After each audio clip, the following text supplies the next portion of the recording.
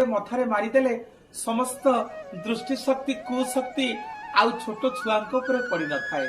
भगवान श्रीकृष्ण जगबंधु जगन्नाथ महाप्रभु को हजार अमृत स्नान कले जी शांति न मिले तुलसी पत्र टे जगन्नाथ महाप्रभु को दान करदेले सेतिकी दान सेतिकी पुण्य मिली थाए, सेतिकी शांति होता जगन्नाथ महाप्रभु।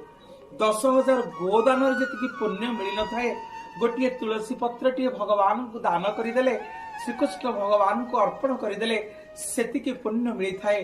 जा घर द्वार सामने तुलसीर बगीचा थाए, तुलसीर बण थाए, ता घर को कौन नकारात्मक शक्ति आसेनी। माँ तुलसी होउछंती प्रत्येक घरे घरे पूजा पाती। माँ तुलसी होउछंती लक्ष्मी समान।